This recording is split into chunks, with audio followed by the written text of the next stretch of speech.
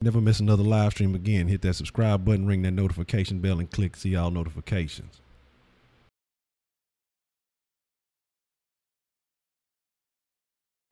What's the, pardon me, motherfucking deal, Sauce Nation?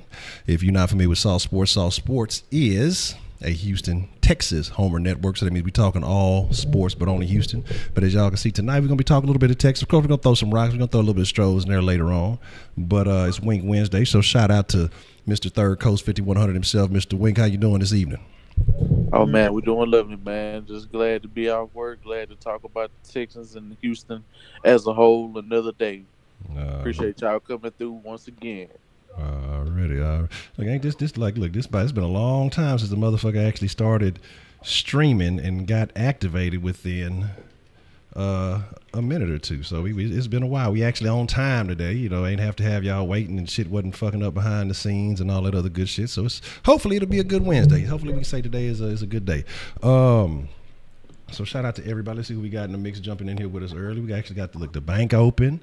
Everything should be as it's supposed to be, hopefully. Dr. Rabbit, Miss Voodoo C, I gave you power. Man things, what's the motherfucking deal? Jackson 75, the Coon. Ferocious, what's the motherfucking deal? Ferocious been over there stuck on that fucking Fortnite tripping.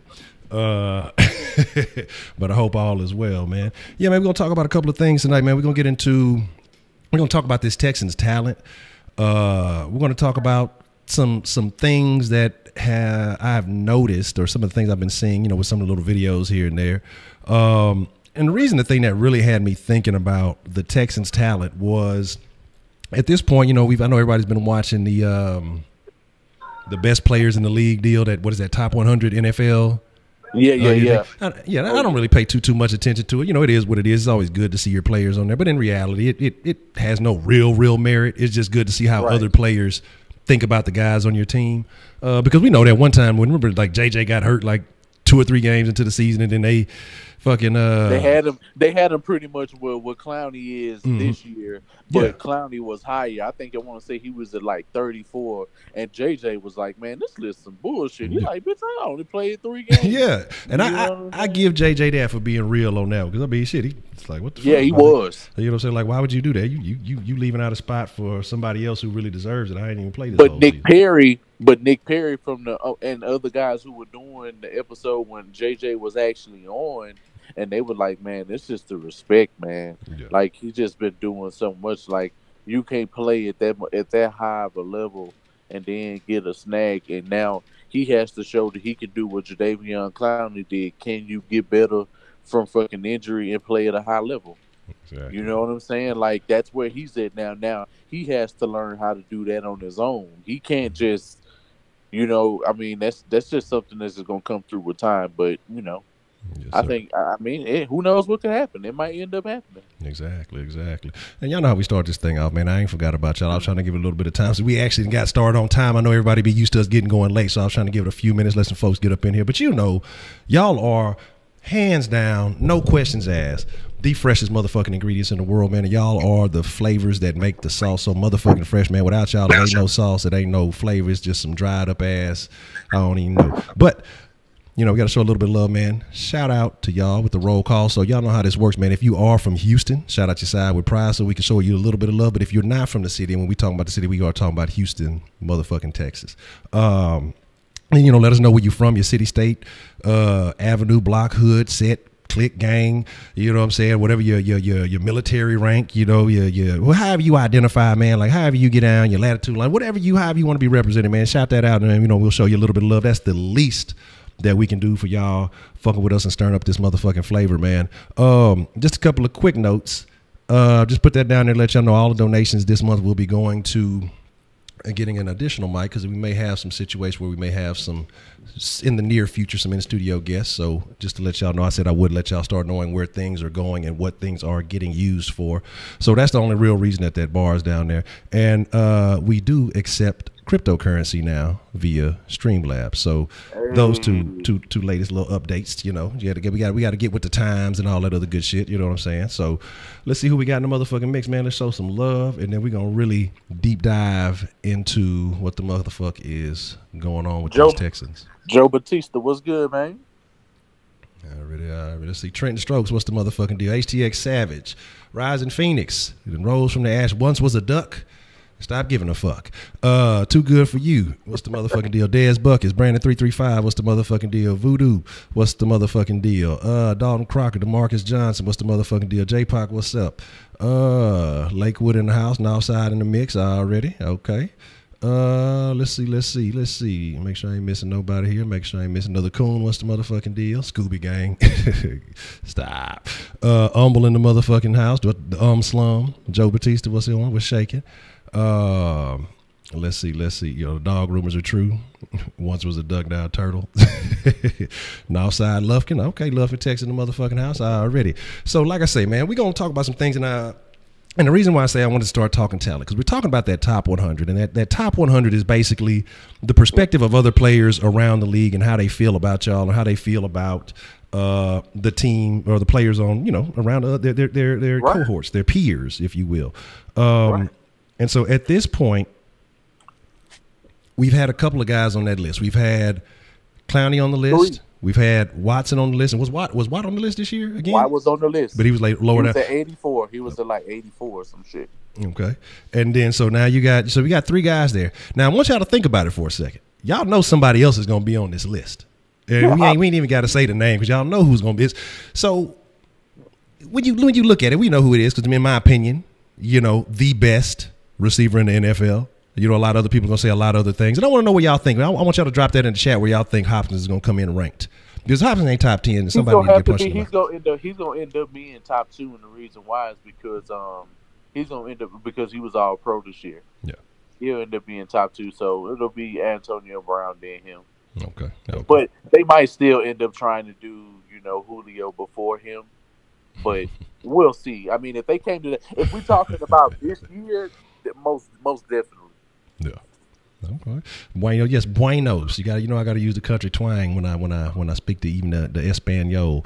You say Voodoo Child coming in at 11. Yeah, I see a lot of people saying that they think they're gonna probably put Julio over. That would be a shenanigan if they did that. That would be pure tomfoolery and shenanigans. Just if like Julio's a beast. Don't get me wrong, but people will have to respect what Hopkins has done. Like even to see what he did, what he did with Watson in the beginning, and for him to continue it and be consistent through Savage, through Yates. Yeah, and so and Heineken. Yeah, man, yeah, pop open a Heineken, even though he's on there for a player too. But man, 4 quarterbacks played for us last year. Yeah, and he was out there through all of them, and so that's the thing is that people don't count that. Like that's why I say, man, honestly, I don't really give a fuck about a lot of people's opinions because people, it's always a way that you can skew something the way that you want it to sound. Because in reality, if we're talking about real receivers, if Antonio Brown, what happened when who was it, Vic that he ran with for a little bit? Yes. And what happened to him? And Landry Jones, and he was not good. Exactly. So you're talking about all these other guys that everybody's calling greats,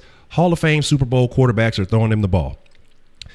DeAndre Hopkins has not had that experience. Quite yet. Now he had a great one in Watson. We can't label him Hall of Fame. We can't call him Super Bowl. None of that yet. And eventually, I think he will be. But you know, DeAndre Hopkins has not had the luxury. He's gone through a similar situation as Andre. Has not had the luxury of playing with a top-notch QB until last year.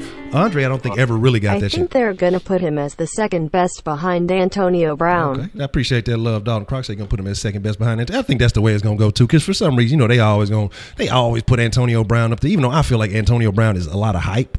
And then you look at the talent around him too. You have to respect all the receivers around him. So, you know, I think he gets a little bit more of a boost. One being the Steelers.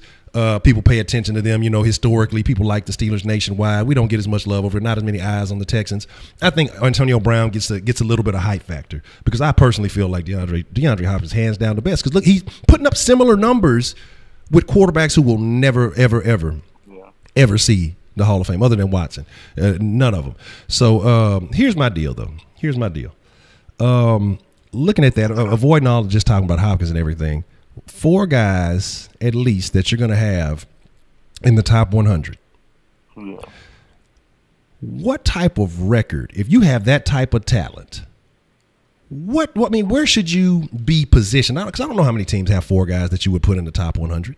I mean, I'm sure there's a couple other teams that have multiple guys on there. I'm not the saying Jaguars already got like, I want to say like 6. The Rams got some players.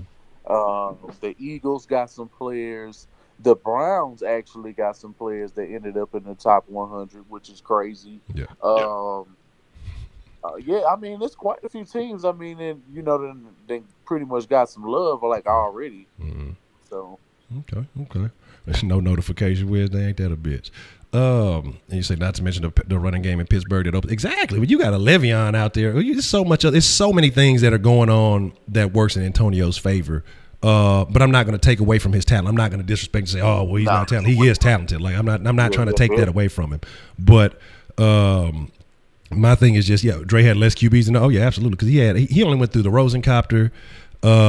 He had Schaub, of course. He had Leinert. He had did we even get some action with him? I don't think so. Did we even get some? I don't think we did. Case did. Yeah, Case did. No, Whedon wasn't here then. Whedon was here in 2015. He got some with Fitzpatrick though. Yeah. And Savage. Yeah, so he had about 5 or 6 guys that he had to deal with, but fucking Hopkins has dealt with 9, 10 dudes already at different quarterbacks and only been in the league for a few years. What's the motherfucking deal, Ray? What's going down? Jay Dizzle, what's the motherfucking deal? You say San Fran is a fluke? San Fran should be the Rams. Oh, that's no bueno. So here's the deal.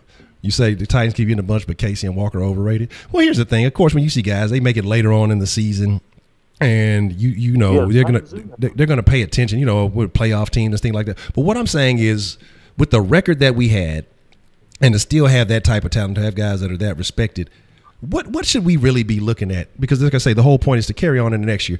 What should we really be looking at next year with all this talent that we have? And then considering that we brought in, you know, the Honey Badger, considering that we have a couple of interesting rookies that some of them actually may be surprising from some of the things that I'm hearing. In Reed, I feel like this is the year that somebody, a second year player, I'll say at least 2 to 3 players in the second year could potentially make it for us. Just depending on their roles.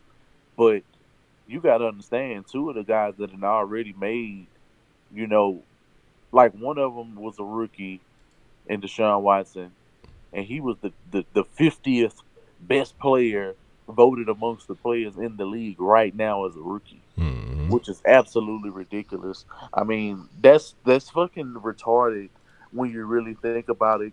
I mean, but he's gonna end up being way higher than that in years to come. But it just lets you know, like, we got so much talent on this team that is going to be able to mesh, and the defense is going to end up playing much better this season, man. Only because Romeo is back. Without that, I don't believe that. But like you said, Honey Badger, Merciless, and I think honestly this year coming up, if Merciless stays healthy, which he's been pretty consistent in doing. I mean, he just ended up having a fluke injury last year. Because that was some fluky shit. Super fluky. Same drive, just super fluky shit. That was. You couldn't have no odds, no predict. Do you know what kind of odds, like, if that would have happened on Vegas and you were the only person in the world to hit on that, and everybody else in Vegas and everybody bet against you, and you got all of that bread, like, you're gonna be paid. Oh yeah, I mean, like I say, that was just some that shit was just. It's like you seen it and still couldn't really believe it when it happened. It's just like, what the fuck? But you know, it is what it is. But like I said, I knew it was real when I seen women and shit in the damn crowd crying when JJ went down. I was like, JJ's down. Like they acted like that shit. Like, I wasn't mad about JJ going down. I wasn't mad about JJ going down. I was caring about Merciless because I was just like, man, we seen what it looked like if Watt ain't on the field. We was the number 1 defense. I mean, so I wasn't really tripping. And the way that Clowney and Merciless was already playing within the few weeks that they did get to play with each other, they got their chemistry right off rip, and they were making plays together. Like, I mean, they always making plays. They both made plays against Brady as usual. And it's just like, come on, man. They're the only duo, with the exception of maybe Von Miller and DeMarcus Ware a few years ago. Yeah, and that's going. You know what I'm saying? Not too many teams really rattle him like that, but when they do, they rattle the hell out of him, and he's not able to bounce back. God damn, we got a sauce raffle going. Heidi, you. Wow. Oh man. Anyway, yeah, you got to watch Heidi, y'all. Y'all got to be careful with Heidi. But the thing is this, man. With Rat coming back, and that's something I want to talk about, because I was reading I want to say it was today or yesterday, and Crennel was just kind of talking about, the Vrabel situation slightly, briefly. It wasn't like he was talking down or anything, but he was talking about, I sat in on the meetings and, I paid attention to some things. And then, they had B.O.B. kind of speaking his thoughts on Crennel, and I think Merciless and a couple other guys, they'd asked some questions. And basically everybody's of the consensus that this defense is going to get back to where it was before the Vrabel experiment took place. With these new pieces, I mean, do you feel like could this year be the best defense? I mean, with the secondary getting bolstered up, hopefully, when they say White will be ready for minicamp, everybody, being ready to go, Jadeveon, he hasn't been out there yet. But I'm gonna say this, Honcho. Yeah. It's gonna be crazy to see, because we've never had this amount of safety talent ever at one time. So it's gonna be real interesting to see what he does with this type of safety group. And the fact that he gets to come back with a ferocious pass rush, they go and go get Honey Badger in the damn free agency. It's just like they loading it up on the defense, man, because they want to make sure that fucking Romeo job is comfortable right out of the gate, where he can just teach dudes fundamentals and the little shit that they know that they need to work on. Because I mean, and everybody even that spoke about it on like NFL Network and all of these other stations, they said, man, he's just different, man. He got his own spin. Even Bill O'Brien, he like, I mean, just works different. He's got his way, and Mike got his way, but the dude, he out there and he really involved, and and it opened up another thing. I think if they end up performing the way that he wants them to, he gonna end up staying. And the reason why I say that was because of how Bill O'Brien was explaining how he was the other day when I seen him in his interview, and he was like, man, he missed the shit and he was away from it. And he answered the question that we all wanted to know, what was Romeo doing? And he wasn't doing anything, basically, because nobody was listening to him, and they were allowed to do their jobs regardless of his opinion. And we saw them try, and they didn't want him to. They didn't want. Let's just be real. Mike Vrabel didn't want to credit Romeo Crennel for him having a great defense had they been a great defense, what we thought they could have been, versus him making his own decisions, and he thought that he could supersede. That automatically gets him a head coaching job, or at least that's how it looks around the league if he was in that scenario. But a team like the Tennessee Titans just couldn't wait. They just had to fill the position, so they got desperate and brought a coach who isn't even proven and doesn't have the trust of his players or locker room. So how in the hell do you expect him to go to a brand new organization with, the talent? It's not even a whole lot of talent, but I guess it's building up now. But it's just like, and shout out to Titans Up. I seen them earlier in the chat. But it's just like the Titans pose no problem to us, period. They receivers, what are they going to do? Man, we got a full-strength defense, and our front seven is going to be strong like it was last year. When it's time to play the Titans, we're going to take care of business as usual. They won't win against us for another 3 years like they've been doing. So, I mean, it's just like repetition, bro. They'll split one with us. This is the first year that they actually won consecutive games against us won a game against us in consecutive seasons. This is the first time that that's happened in years. Brandon 335, great point. I'm gonna jump on that. I'm glad you mentioned that. But I wanted to mention one thing before we jump off the Crennel topic. Actually, it ties into it. Because J.J. was kind of talking about that, too, because he was basically like, most things are going to be the same, but it's the little nuances that Crennel harps on, that he focuses on, cleaning up the mistakes. So to me, that's saying, like, without trying to be, take shots. Because, they try to keep it kosher in the league. But basically saying that Crennel's a better defensive coordinator. He sees things that Mike Vrabel is not ready to see yet, that he can't see. And we all saw that last year, that Mike Vrabel coached like a fucking linebacker. That front seven, he was good. Everything in front of him, everything on the side of him, he had it. He had all that taken care of. But all that behind him, that secondary play, it was ass. But he didn't know what he was doing. Yeah, but I see Brandon 335. Shout out to Brandon. And shout out to Clarence Austin. I see you outlaw in the motherfucking house. You shout out to Titans Up. Shout out to everybody who shouted out to me and Honcho. Exactly. And we didn't get back to y'all, man. Shout out to all y'all. Exactly, Rob. I see you. But Brandon 335 mentioned how. Well, he didn't say it like this, but I'm gonna twist it. I'm gonna give him credit for saying it like this. How excited are you to see Cunningham and Cole under Crennel?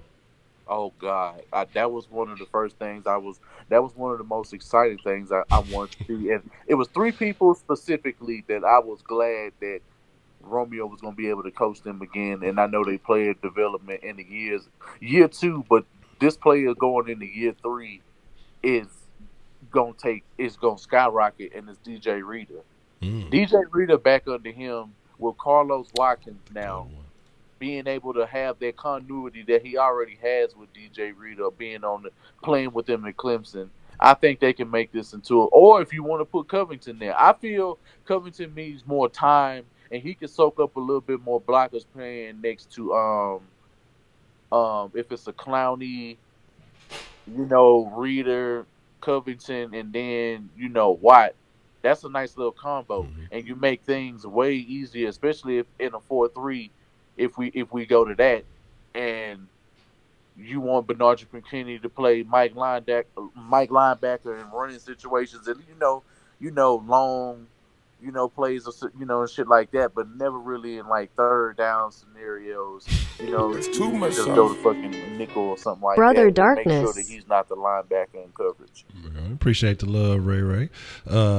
Darkness. Fuck your couch. I did want to, but did you hear what? But what I thought was more telling was what Jonathan Joseph said about himself during his whole career. He said, "Man, I've been doing the same shit year in, year out. This is the first year I done ever changed this shit up, and the shit it's totally different. For me and my body, and he looked different to me. Yeah, so he looked different. He had a different look to him that I don't think he even had when he got here in 2011. So you feeling like that's an outcome of the new personal trainer? I mean, a new guy, the weight room guy today, not a personal trainer, but a weight room guy, brought in strength coach. When Jonathan Joseph can sit here and tell me that, can sit here and tell us that he just gained 4.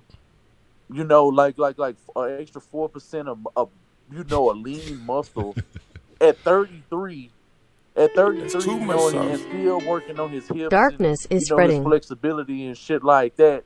On top of changing your diet, that shit may end up doing some wonders for him at his age, and it may end up, making his mind even healthier, and that only helps his reaction time. So, I mean, it's going to be something to see. I mean, I'm just going to keep my eyes open and just, listen to what these guys say, because this shit is catching my attention from Jonathan Joseph, because every time he talks about it, it's always he's out of town or he does this. He was like, nah, I got right back into it. And I took this shit, and man, these people done some shit I ain't done since like 2006.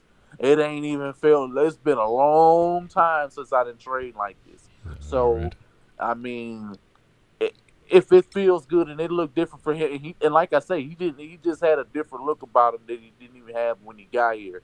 And I mean, I just want to see how he's gonna play, and then I already know how he can play underneath Romeo anyway. So, and shout out to Jay Dizzle, appreciate the love. Fuck your couch too, though. I should have never gave you niggas money. Flyboy, shout out to Flyboy Entertainment. Make some good comments. He said, what's underrated is our new strength and conditioning coach from Denver. He's one of the best in the league at keeping players healthy. Yeah, because that was the thing. A lot of that. Bust up curve. Kevin Johnson still gonna be trash. #darkness prevails. Y'all still hating on my boy KJ. I'm telling you, look, KJ is gonna be ready. I doubled up on the Crow at the end of the season before they even started talking about KJ looking decent or looking like something. I'm doubling up on the Crow. I'm telling y'all, Spit's gonna be rocking that jersey before it's all said and done, man. That boy, JK Joe. I think my thing is coming into a season, because he hasn't came into Well, did he finish it? I don't think he finished his surgery completely healthy. I want to say he had surgery that first, but he hasn't came into a season healthy like he needs to be. And I think that's a big factor because when you're coming off an injury and you're worried about getting back to form, when you can come in and you know that you are physically ready and the only thing you have to focus on is your mind, I think it's a different game. I think K. Johnson was put in a bit of a fucked off situation. I'm going to not say fucked off. I mean, you get hurt. Everybody gets hurt. So I'm not going to say that. But then you're in a position where you're trying to develop. You switch fucking coordinators. And we just talked about how Vrabel couldn't do shit with the fucking secondary. Kevin Johnson gonna ball out. Already. Well, that's what I'm talking about. Wise, appreciate the love. Wise, I already know. You know, KJ go ball. But, you know what I'm saying? And appreciate the love too, Phoenix. You know, if you know Phoenix hating on KJ. But, you know, the thing is, like I say, I'm not going. I feel like the kid can be good. We saw flashes. If Crennel can get his mind right, if Anthony Midget, who they moved up from assistant DB coach, if he can get with him and get him mentally right, Kevin Johnson has the tools to be a good corner. It's all in his mind. It's the technique and it's a mentality because we saw. He lets. I don't know. Like I say, I don't know if it's the injury and he's trying to overcome. I don't know what it is, but but no excuses this year. You know, you got extended. Apparently, they believe in him. They see something in him. And he's just gonna have the ball. Like I say, I cannot make any excuses for him after this year, though. Honestly, I think he was a player. I think he was a corner that Bill O'Brien really liked. And you can tell he really liked him because he picked up a fifth-year option, which shouldn't have been picked up.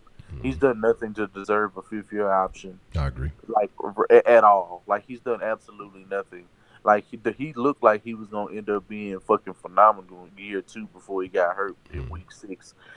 And didn't even really notice that he was out of the game.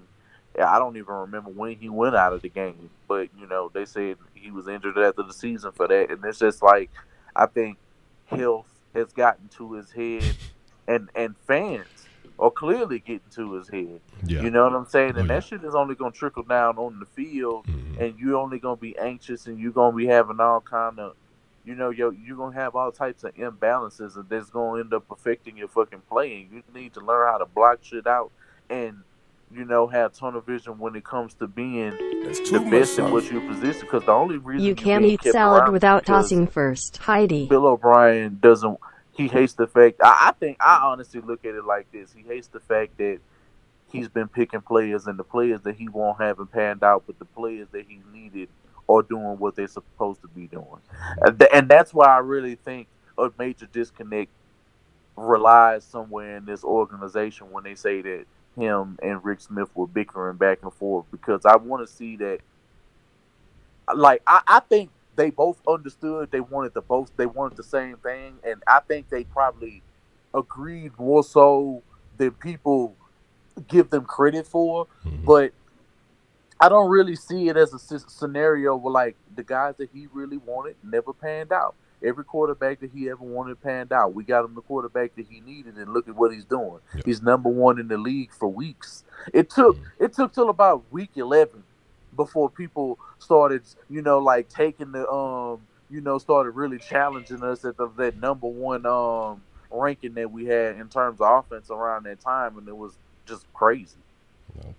Okay. And yeah, the thing about that, I'm gonna get in that too. I got a question came in on Sauce, and I said, what do y'all think of the Lil Kiki hype this offseason? I'm not buying into it just yet because we heard the same thing last year about Tyler Irvin before he got hurt. Man, from what I'm hearing, like with Tyler Irvin, you know, I heard he had tools, but what I'm hearing about Kiki is that his skill set actually looks refined for a rookie. And now that can mean a lot of shit. You know what I mean? Right. But they didn't specify, so it's kind of hard for you to even pinpoint because it's only so much you can see from a clips, and it's not like they focusing the whole damn highlight film on him. Like, and I seen some video, like some 10-second video. They was like for Kiki, and it was 10 seconds, and like he just turned around, caught a little ball, and somebody else came up, and it was their turn, and they made it blow it up like he really did some important shit. And it's like it's that kind of shit that gets fans, you know, believe in this shit because they only have one version of the story through the outlets that they have. They only have one conduit to information. You know what I'm saying? So now that the sauce is here, they don't have that problem. Exactly, because y'all know what they were saying about Lamb last year. And oh my God, he's still in the building. Yeah, and that's what I'm saying. I thought they let him go. I thought so too. I thought they fucking let him go. Oh my God, when did they sign him back? Like, why the fuck is Kendall Lamb? Why is it? You see, that's what I'm saying. Like, how am I not supposed to look at shit different and not be a pessimist when players like that are still on the roster and they doing exactly what Andre Johnson said on the fucking Now What podcast? You got dudes on this fucking squad taking up space. Yeah. He's taking up roster spots and he's hurting development of players who need to ban out. Give the nigga waiting outside of Reliant a spot before you give Kendall Lamb a spot. We've seen what Kendall Lamb is, though. Right. I'd rather give the dude who oh man, like, and that bothered me when I seen him shout him, because I think yesterday was his birthday. Today was D-Hop birthday. Shout out to Hopkins. I think we're shout out to Hopkins. But I think Ken Lamb was. I'm like, what the fuck is the Texans page doing promoting Kendall Lamb birthday? What the fuck? This nigga still on it. What the fuck? Like, he's still on the motherfucking rock. Like, I want to know how the other players look at him. You know, because of Real Family. Shout out to the Real Family. His favorite video is that twerking video of Kendall Lamb. How do you feel as a teammate? Do you feel like this is the guy I want to go to war with, or this is the guy I want protecting me from some niggas who hungry? Like, if I'm Deshaun Watson, I'm like, is this the nigga I want protecting me when it's some killers on the other side of the ball trying to come and feast? You know what I'm saying? Like, like you know, for instance, if we do go up against the Jags, we gonna give them their credit and their due. Still fuck them, but we gonna give them their credit and their due. That's a solid line. Is Kendall Lamb the man I want protecting me in the bathroom, twerking with his girlfriend on Instagram? Like, is this the man I want protecting me? No, not at all. And the thing is, y'all know I'm super big on the dreads make people better. Kendall Lamb is trying to grow some dreads. I can't assign that logic to Kendall Lamb, so don't use my dread logic on Kendall Lamb. All right, so it don't apply. So that's all I'm saying. Yeah, man. That's all it won't help him. It's innate in his bone structure for him to be trash. Like, it's just not in his cards. I don't even know how he's getting a second chance, because just think about this. This is the only team in the league, not even the Cleveland Browns would be smart enough to sign Kendall Lamb. And they do dumb shit all the time. But when it comes to O-line talent, they actually know what they're doing. They know how to protect the quarterback and create holes in the running game. They know how to do that. They just don't have the talent behind them at quarterback. And they don't have guys running the scheme enough with the requisite weapons to do, to be taken seriously out here, among the league. I see what they doing. I see what they building. I'm looking for, but they were a team that until I see what the Jaguars did, I'm not going to believe it. Yeah. Now, the Jaguars, I could say 10-6 for them last year. I could have called that because, with the team that they assembled, and it wasn't even because of the team. The only reason why I figured I knew they would be way better was when they got Tom Coughlin, and when they said that but I forget his name. Was it the coach of Doug Marrone? Yeah, Marrone. When they said Doug Marrone was the coach of the Jaguars, I felt some kind of way. I was like, man, these dudes right here is not finna be soft. They gonna be a good ass football team, and they were. They made it to an AFC championship, and regardless of my hate and disgust for the Jaguars, I just don't have any. Oh God, I hate that. It just leave a nasty taste in your mouth when you say it. Yeah, it does, bro. I can't even get it out, bro. I can't even fucking spit it out. Man, I feel you, man. I feel you. But they irritate. Hold on, let me look. I ain't been updating the minutes and shit. Let's go by right here. There we go. But I see somebody send me a message talking about James Harden dropped the album. I'll check that out. I don't know. I'm not going. I know Arian Foster came out and it was Gucci and everybody was liking it. I listened to a little bit. I haven't heard the whole thing. I listened to the first few songs. It was jamming though, or he was spitting. I'm not gonna get that same factor to James Harden just yet, baby. And if he was working on this album, why he's supposed to be in the Western Conference Final, we gonna fight. But my thing is this. Hold on one second. I saw a couple of questions I wanted to get back to. Let me make sure I update this. I saw Joe had asked something real interesting, and I wanted to get back to. There was a little further up. It says, where was it? It says, Honcho Week. How or who do y'all feel like the Texans should start at the second corner position spots? I'd like to see more of Treston and Aaron. Treston, they moved to safety. So Treston's going to be that's what they say. Yeah. And Aaron, here's my thing. If J-Joe, like Wink just said, if J-Joe feeling young and bucking the system, of course, you know, he's been here the longest. He's been probably your most reliable guy, especially in Texans history. So, of course, he's going to be your one. And if he's feeling good in the age, I mean, if the age thing ain't applying, then let's just not even count that. If he say he's feeling good, better than he has in a long time, cool. Then we gonna run with that. And the amount of muscle he was able to gain in the amount of time that he said, it was a short ass time frame too. Yeah, it was short. I want to say he was able, like 4 weeks, he was able to gain like 4% muscle mass, some shit that he said, something crazy. I was like, but he was losing. And he was losing, like, the little bullshit weight, on top of changing his eating habits and shit like that. You know what I'm saying? So shit like that is only going to contribute to your longevity in the sport if you do the right thing. Exactly. Oh, man. And yeah, let's. I'm glad you mentioned that, Heidi, about fucking John McClane riding a golf cart. That hoe gonna turn into a low rider. Boy, turn a golf cart into a slab in an instant. That bitch going immediately flat. That hoe is something wrong with the golf cart. But the Greenbrier. Let's talk about the Greenbrier. I don't like the Greenbrier, and I don't think the Texans should be going back to the Greenbrier. But if I'm not mistaken, they have like a contract or something so that they're going for the next, I know this year, I don't know if it's how much further it is. And if y'all got messages for the Sauce Line, go ahead and get them in quickly. We ain't going to take no calls tonight because I lost my chart. I have no idea where it is, so I wasn't able to charge this bitch, but actually about to die right now. So if y'all got a couple of questions, get them in, and we'll make sure to check it out. I don't think the Greenbrier was really bad. Honestly, I think it was good for them in a way, the way they would be able to practice longer. Okay, for the defense, this shit is going to be very, very – I think everything now is going to click much better knowing that they have a quarterback, and that all they got to work on is communication and just setting them schemes and working on, fundamental things, to make them better in games. I think once they trust each other, this team is unbeatable if they trust each other. Mm-hmm. But since they don't have that trust amongst each other yet, as they build it, we'll see what's going to end up happening during the season. I mean, shit is looking different because Deshaun Watson, I done seen something that assured me we going somewhere far. Like, yeah, I mean,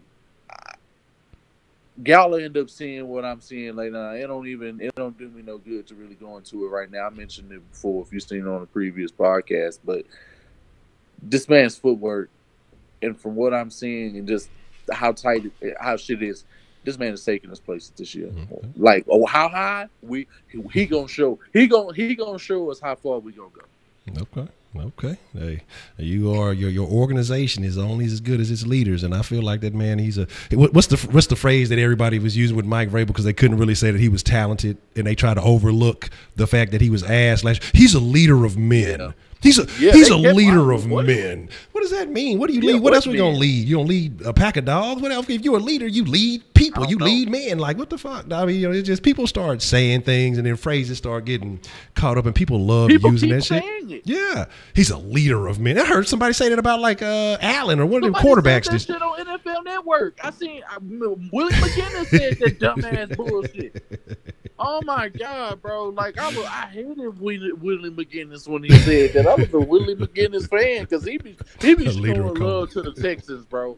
He be showing love to the Texans on blogs and shit. Yeah. You know what he said, bro? People are projecting us. Like, think about these Super Bowls because I thought about this shit last night. Do you realize if the Texans match up in the Super Bowl, how many great opponents with great offenses who we could play? The Rams. But this is how I want to do. I want to take, if anybody in the NFC who I want to take out first is Aaron Rodgers. I said in my mind, I'm saying you taking out Aaron Rodgers in your first Super Bowl and you win it speaks major volumes, and that automatically puts you over Aaron Rodgers. The fact you faced him in a Super Bowl, you beat him, especially if y'all beat him handily, that automatically puts you way above him. So wherever you put Aaron Rodgers, he's automatically below Deshaun Watson. But it's in other situations, man, what they said, the Rams will be a good ass Super Bowl. That'd be great. That's what Willie McGinnis said. Yeah. He said the Texans versus the Rams, but I was like, this is how it need to go. It need to go exactly like this. The Packers first because of the Aaron Rodgers. Then, just off GP, we need to play Dallas the following Super Bowl. Whoop their ass. Just to solidify that. Yeah, just to solidify that. Then we go ahead and we take Wentz ass out. So we can go ahead and clean out the whole division in Super Bowls, and back-to-back, however you want to put it. It don't matter. I'm just saying 5 is the scenario with the teams that are assembled right now in the NFC. You take out Wentz third, then you take out if Russell Wilson is able to have another team by then. Go back and make up for that game. Yeah, to make up for that, he could beat them in the Super Bowl, but they would have to have a championship defense like they did, like in 2013. Yeah, for me to really, I want them to. They would have to, but I honestly believe, and I'd have to say San Francisco in a couple of years in a year or so down the road, depending on where Jimmy Garoppolo take them, because just like the Texans, San Francisco got a quarterback that can end up taking them places. And the 49ers is the NFC sleeper team of the year for this year. Okay, so hands down. I got a question for you. And then I got a couple other questions that they hit on the sauce line to make sure I get y'all's questions. Like, okay, y'all got about 4% if y'all try to text here to the sauce line. We still going to go live for a couple more minutes. But my thing is, okay, we're talking about NFC competition. There's some good offenses out there in the NFC. Who do you see matching us offensively in the AFC? Well, of course the Patriots. Believe it or not, the San Diego Chargers, the Steelers. Who else in the AFC? The fucking Chiefs. Okay. Depending on what they do with Gruden, maybe the Raiders, but fuck the Raiders. Man, the Raiders really aren't that good. I think the Raiders coach, I don't think them motherfuckers. If Brandon Brooks wasn't happy talking about the Texans shit, them motherfuckers over there with the Raiders are not happy because Gruden bringing that old school style and he not tolerating shit. And you know what I'm saying? He making it a little bit less fun. He said he wasn't coming back if it wasn't the right deal, and this was the right deal for him. That's what I said. A bunch of people saying seeing the Patriots Steelers. I can see that. Okay, but even talking about Patriots Steelers, talking about you mentioned the Chargers. Now, who do you see with these teams if this defense of the Texans matches up to its the potential that it should have? We're talking about future defensive player of the year in Clowney, which he should be. You're talking about J.J. Watt. And if we're talking about this strength coach and all the things that we're hearing and the miraculous moves that he's making, and when I look at Watt, I look at it like this. Okay, he's what, a year or so removed from the back surgery. And then, a few months removed from the knee surgery and recovering and all that other stuff. So I'm not really, I'm not, I look at the back as like without him playing a full season, okay, he got a little bit more time to heal on that as opposed to going through a grueling whole season. So, but a back is a tricky, complex situation. But let's say that it works out to be what it is. And these guys, let's say Watt gives you 75% Watt. Okay, let's not even overdo it. Let's say 75% Watt. Everybody else, Merciless is going to be back 100%. The pectoral ain't stopping what he does. Clowney, I'm going to be honest, I'm just slightly worried because what he had was a scope. And a scope is supposed to be, just cleaning out some scar tissue. And it's supposed to be something you bounce back from quickly. So I'm wondering, and like I said, I don't think it's a long-term injury situation, but I'm wondering if it has to do, with current contract talks and things like that need to be going on. So I'm not going to go out there and risk anything until I get, something guaranteed or something like that? Or do you really think it's just him kind of waiting it out until everything's fully healed? It would behoove them to go ahead and just wait till everything is right and then get that man on the damn field. And honestly, don't do the stupid shit that y'all did last year. I think in preseason, he needs to play a little bit. I don't make like how they tried, like how they brought Clowney the last 2 years when he was playing. And, and this was another thing that I had thought about with Jadeveon Clowney. Think about the way Jadeveon Clowney came in here. He was sacking like dudes like Matt Ryan right off rip in preseason. And then the following year, well, the following two years after that, he comes back from a season where he's recovering still in the season from a meniscus tear, and then he's sacking Drew Brees. In the preseason games, like, this dude is able to do a lot of shit. I'm straying off topic, but I was just thinking about a lot of shit that Jadeveon Clowney contributes to this football team, and he does so fucking much for us. And dudes is really taking what he does for granted, and it's a goddamn shame, because if it was somebody else, it wouldn't be unnoticed. Yeah, because I think that, in this league, the sack is the thing. The sack, the pass rusher, right. that's the hot commodity. He gives you that pass rush ability. I think what takes away from it, though, is a lot of these other guys that you have that are quote-unquote pass rushers, that's all they do. That's it. They're strictly there to rush the ball. They put Clowney all over the field. They're going to move him around. He's not only just an excellent pass rusher, he's a great pass rusher. I mean, if that's the goal, but he's also an excellent run stopper. You know what I mean? And so people don't give him credit for that. I mean, I know the league ain't as much of a running league as it used to, but I'm starting to see some of that running game coming back, because you're starting to see some of these younger guys getting a lot more touches. And so I think that he's one of the top players. He's one of the top players in getting TFLs. Exactly. Like one of the top 2 players getting TFLs. Exactly. And that's what really counts. I mean, because that's all the sack. What's the difference between the sack and the TFL? You're talking about losing yards. That's all that matters. It just sounds really good when you say sacks. Sack.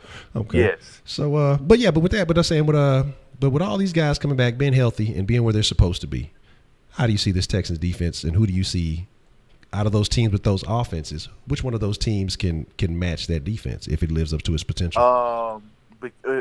I'm not gonna lie. San Diego has had our number since Phillip Rivers has been there, and they're high-powered enough. And it's just like we always have tough-ass games against San Diego. I don't know why we can't just beat them handily, but they're a problem.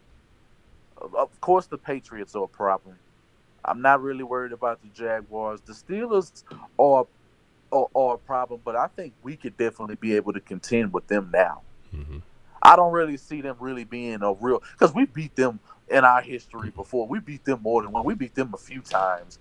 Even when our teams even when the Texans were like trash in like 04, 05, 06, like they had teams with Palomalu, like they were coming off Super Bowl wins, and we were able to beat them this season. So, and we had nobody to really speak, and we had no real team to speak of at that point in time. But the Chargers are definitely a team to be respected, and a team. I honestly, what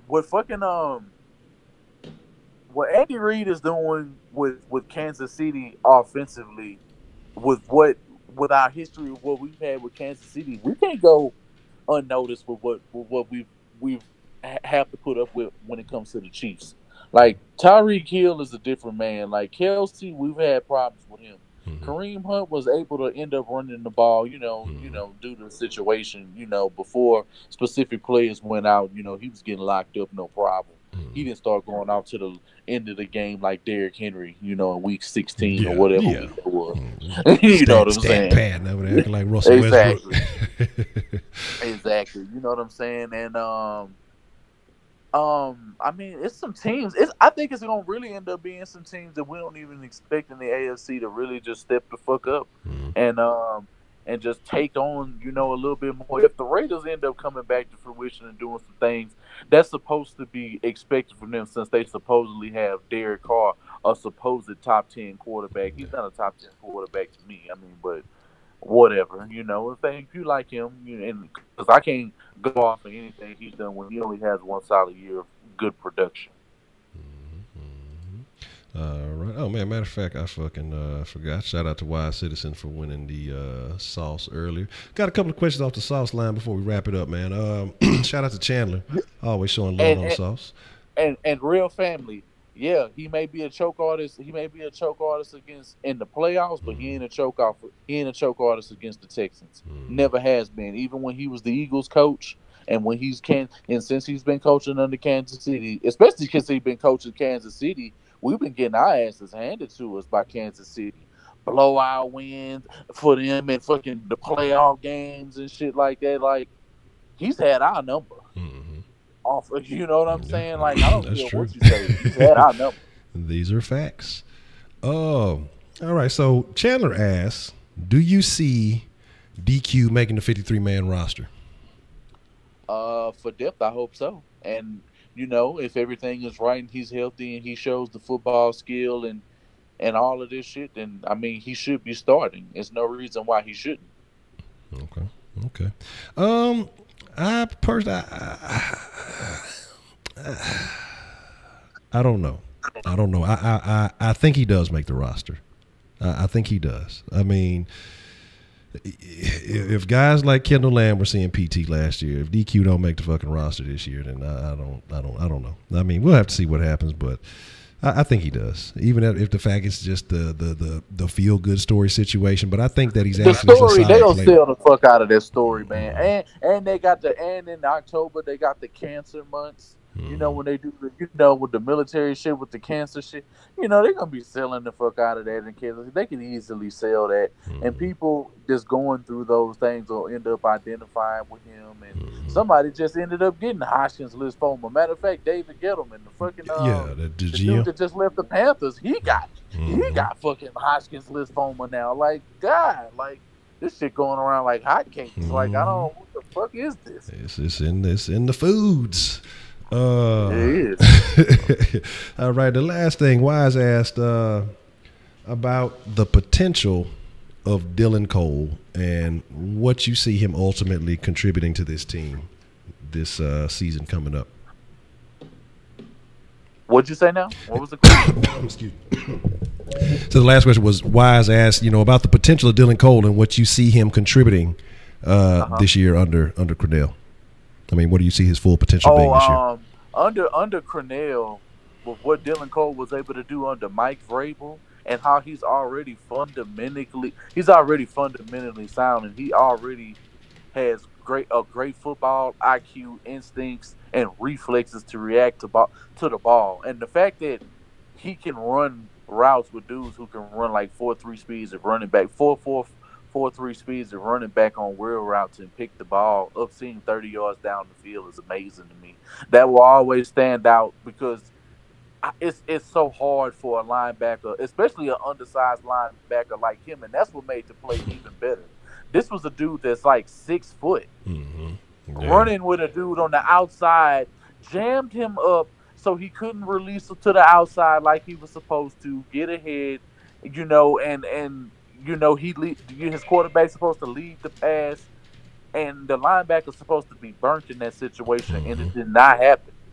And I just know other players on our roster could never make that play. And you mean to tell me with a full-strength defense, with guys in veteran leadership, the pressure is off of him now? He knows what it's like to make big NFL plays and be a solid contributor in all of the games that he played? Nah, man, a guy like that, bro, we got a diamond in the rough when it comes to Dylan Cole, bro. Yeah, that was definitely he built like a brick shit house, but that motherfucker is athletic. The Rising Duck says, have you guys had a chance to check out Jonathan Celestine? I see him making our team. Honestly, I have not. Have not at all. Like, not even in the slightest. Hey, Wardell Curry, what's the motherfucking deal? 235 and a 4.134. What is he talking about? No, that's I don't know. But like I say, that, and actually, it's a couple of other interesting little names. The kid from Limestone. Have you heard much about him? Oh, he's like what, 6'3" and ran like the 4.33, something like that. Yeah. Okay. No, I didn't hear about him. What about him? Yeah, it's a kid. No, I'm just saying, I've heard a lot of people talk, but again, remember, we can think about guys like Lestar Jean. We can think I'm about. Not getting caught up in that shit. We can think about guys. I'm not getting caught up in that shit until I see Week 1 against the Patriots when the team is full strength with Deshaun Watson and a healthy defense. Until then, I'm not believing shit this team does or what the hype is saying, or I'm not listening to no Sports Radio 610. If Pat D-Stat, if I'm not listening to State of the Texans with him and Texas Cleve or every Tuesday, make sure y'all subscribe to his podcast on iTunes or the Google Play Store or whatever the fuck y'all use, and make sure that y'all support Pat D-Stat and his channel, bro. Because he be holding Baystown down. Yeah, shout out Pat, man, and You know, steadily recovering. Hold that down. But here's the thing. Like I said, it's a couple of these lesser known names. The kid from whatchamacallit. I'm actually gonna do something real soon talking about some of these younger players. The Jermaine Kelly kid is gonna be. He's a little interesting. I don't think he's gonna do much besides special teams, but he's gonna be an interesting guy to look at. Just Chelsea's not getting hype, which is your point. I'm gonna have to check him out, like I said, because I haven't heard much about him, and I'll definitely have to look into that. And when we can discuss it on the round table. I want to keep my eyes on Duke Ejiofor. I want to get the guy we end up getting in the 6th round. I want to keep my eyes on him to see what he's doing. I'm gonna keep a close eye on Kiki Kuti, but the news that came out about Akins was just not good. What happened with Akins? I mean, yeah, Jordan Akins. I mean, he hasn't really done much to wow these coaches and the staff right now. Basically, I mean, he hasn't really been doing that well since he's been here. I mean, so. Did I miss it? Let me see. I see you said the text. Let me see if I missed some text actions here. Yeah, you probably did, bro. I'm trying to see. I see Jay Dizzle-Wise. The album. You talking about the James Harden text? I talked about that. The album is James Harden in the chat under his YouTube. I have to check it out. I'm not sure exactly what you mean, but you said it's on the Sticky channel. I'll take a look at it. Shout out Mr. Mediocre. Akins 45 years old. Give him a break. But here's the deal, man. Here's the deal. Oh man, if LeBron goes to Houston, that's like you might as well just not even play seasons. Like if you somehow if they're somehow managed to retain, and I don't see it happening, but if you could keep CP, Harden, somehow Capella and LeBron, you might as well give just to say fuck it. We ain't even finna play no more because the Warriors don't want that. They couldn't handle the Rockets barely without Chris Paul. When it came down to it, it was just the Rockets played so terrible. It wasn't that the Warriors played so well. Yeah, and then that's not counting the 12 that was taken or not given, from in a short span of time. But we ain't even gonna get into all that because the Rockets, if they would have just made some easy ass shots they normally make, we're not even talking about it.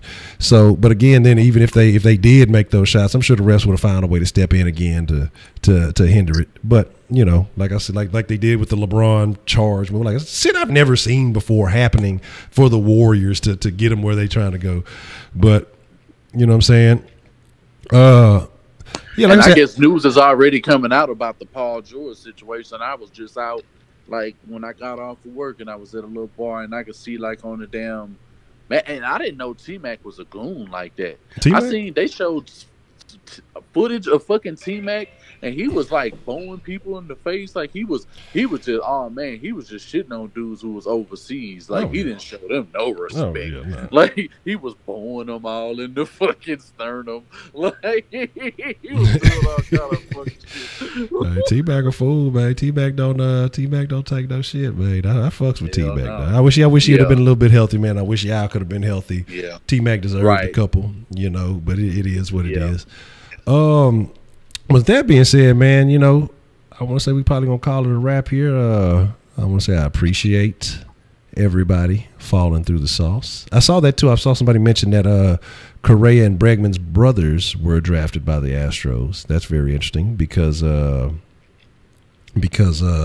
only thing I've really heard about Aiken Broderick myself is just that they said they liked the routes he ran. I hadn't heard any major news. Like I said, they just said that his route running was fluid. It wasn't nothing major. And But I had read, a couple of reports where it was he hasn't really, really done what he, I guess what they think at this point that he should be able to do, with what they want, and I guess just right now. But I mean, it could end up changing. I mean, it's probably just right now. He got a little jitters, and then he'll get over it. It's ain't no salt in it. And it's just just something I heard.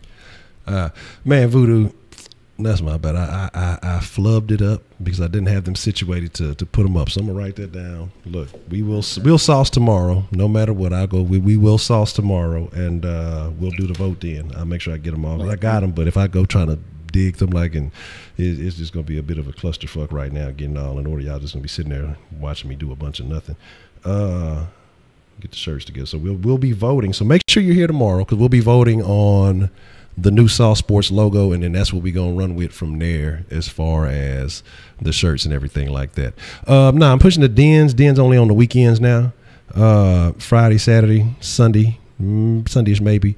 Because like I say, look, y'all know how much I enjoy the burn and all that other good stuff, but I got a little side project that I've been working on being pretty dedicated to that could be a game changer. So I've been trying to be a little bit more focused on that at the moment. And, we just gonna make it all shake, man. But we'll definitely have that back in action. I mean, but you already know what y'all can do. All you got to do is go to cushden.com. It'll take you to a live stream. I won't be there, but it'll take you to a live stream page. You can talk in the chat all you want to. Somebody might reply, but I won't be there until Friday. So if y'all want to wait that long, but it is what it is. But man, anything you want to say before we get up out of here, Wink? Oh man, I just appreciate everybody that came through. And no, Heidi, I'm not hungry. I ate already. Yeah, so yeah, go away. No, everybody else, man, I just appreciate everybody else that came through. Make sure y'all hit that like button, subscribe to Honcho channel, subscribe to the rest of the round table if y'all like the content, and make sure y'all tune in for a round table. I guess we have one this weekend. Okay. Yeah, definitely. We if not, maybe Friday. We'll see. But sooner or later, we're gonna see what's shaking. We'll definitely get together and see what's convenient with everybody. Gay snake. Durant is a gay snake. I done heard it all, man. I done heard it all. That's that hair on his head is his skin trying to shed. He just couldn't get it all the way off, so it just got stuck with some fucking BDBs. That dude, Durant, how you a millionaire and your head look like that, dog? That don't make no sense. But here's the deal.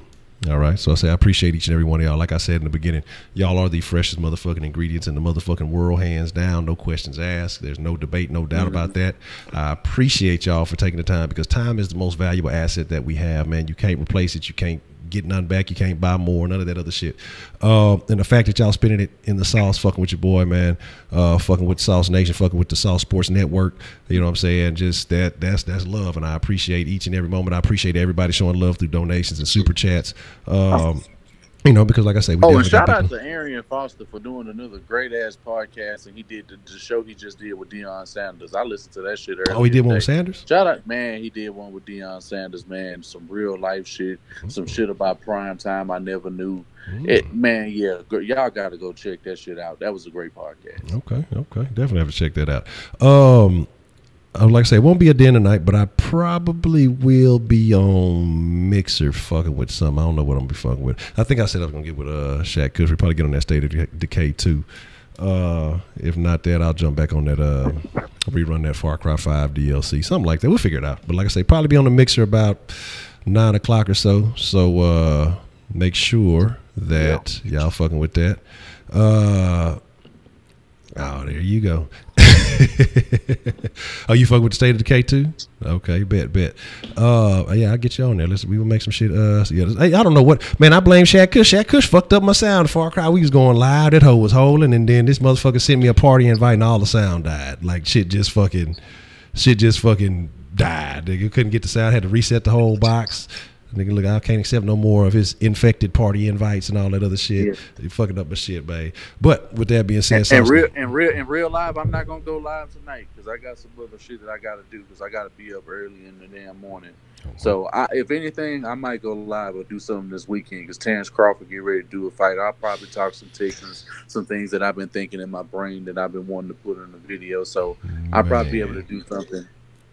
Matter of fact, I'm glad you mentioned that. We gonna talk about some things. But I'm glad you mentioned that. I just thought about something. But with that being said, man, Sauce Nation, y'all already know what it is. We'll be back at it again tomorrow around the same time. Sometime between 6 and 7:30 is usually when I try to make shit shake, just depending on what's going on. So y'all usually be tuned around that time. I'll make sure to start being earlier on the Instagram so y'all can see all that shit and y'all can do all that. Man, I ain't even finna get at that with fake curry. Goes Zans. With that being said, man, y'all be cool like y'all be cool, Sauce Nation. Y'all stay saucy. We out. All right.